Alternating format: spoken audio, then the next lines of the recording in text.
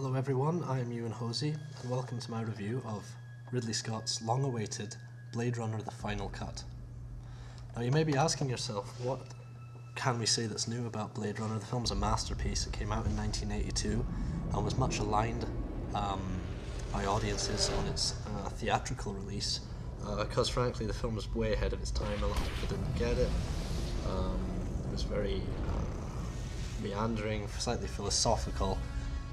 But director Ridley Scott, the visionary behind other films such as Alien, later on Thelma and Louise, Gladiator, films like that, he never really felt happy with the original theatrical cut. There was a voiceover narration added by Harrison Ford at the studio's request, which was panned by most critics. Some people prefer the narrated version of the film, but in 1992 Ridley Scott released a renewed cut of the film, a director's cut, although it was slightly rushed.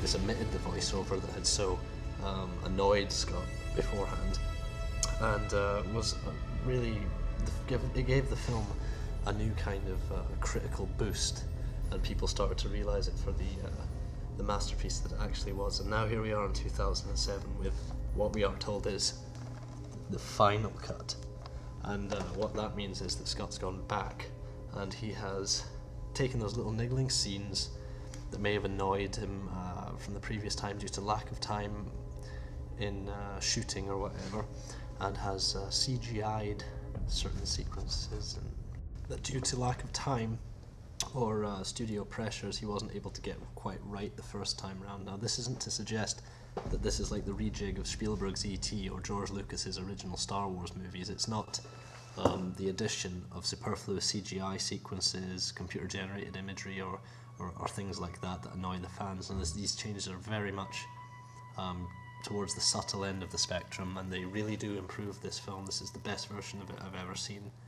The narration is still omitted. There has been certain scenes of violence that have been reinserted from the international cut of the film, such as Tyrell's death, which is made slightly longer and more gory, and a scene that had bugged fans before, which was the chase sequence where Deckard, played by Harrison Ford, chases Zora, has also been improved due to Joanna Cassidy returning in her role as Zora, and Ridley Scott redoing certain shots of that sequence. It had been very obvious that it was a stunt person before, when Zora goes through the glass wearing a bad wig, and now that's all been fixed for the final cut release, and it looks amazing, this sequence, as it always should have.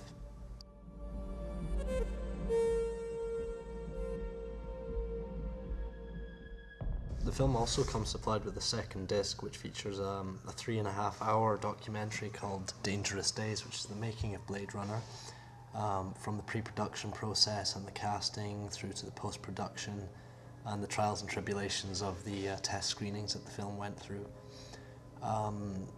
It's massively comprehensive. It's as good as Paul Salmon's book about the making of Blade Runner, which is also highly recommended.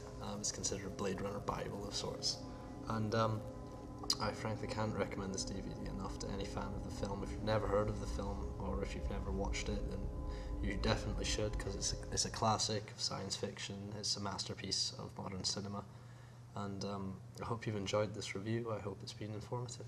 Thank you.